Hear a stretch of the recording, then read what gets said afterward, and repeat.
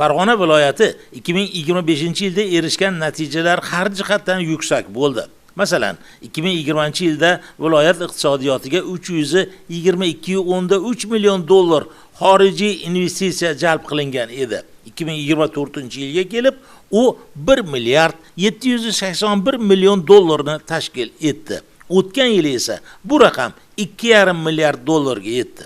Uning asosiy qismi viloyatda yangi korxonalar bunyod etish, mahsulot turlarini ko'paytirish, import o'rni bosuvchi mahsulot ishlab chiqarish, yangi ish o'rinlari yaratishga qaratildi. Albatta, xizmat ko'rsatish sohasiga ham xorij investitsiyasi kirib keldi va bularning hammasi ochiqlik siyosati bilan bog'liq edi. O'zbekistonning tashqi dunyoga ochilishi nafaqat uning siyosati, iqtisodi, eksport, import, investitsiya sohalariga, balki oddiy tadbirkorlar hayotida ham o'zining ijobiy natijalarini ko'rsatdi. Buni Bag'dod tumanida yangitdan ochilgan Bag'dod Mall, ya'ni savdo markazi misolida ham ko'rish mumkin. Bu majmua viloyat markazi yoki rivojlangan shaharlarda emas, Bag'dod tumanida qurilib foydalanishga topshirildi.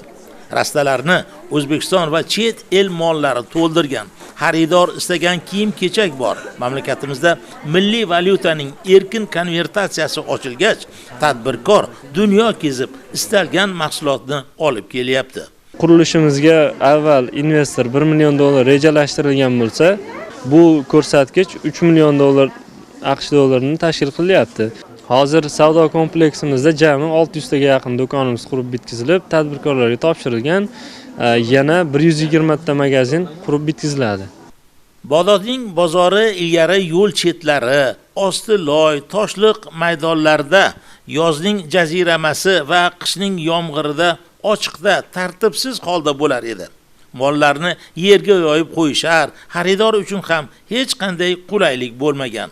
Xorijiy investitsiya o'zlashtirilgach, manzara tamomila o'zgardi. Men tadbirkorlikni boshlaganimga 23 yil bo'ldi.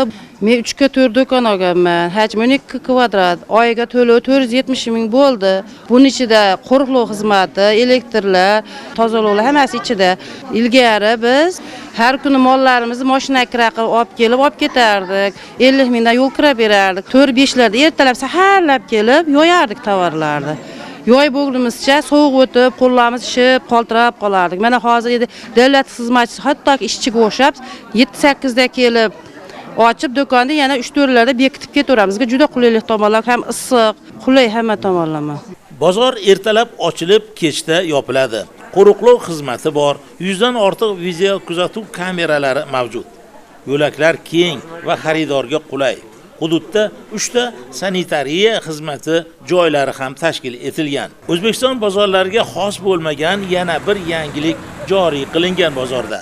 Tumanimiz chekka qishloqlari yoki tumanimizga qo'shni bo'lgan tumanlarda tumanlarga qatnovchi transport vositalari, ya'ni katta avtobuslar, mikroavtobuslar, har xil bizning sharoitda hozir Damas'lar qatnaydi.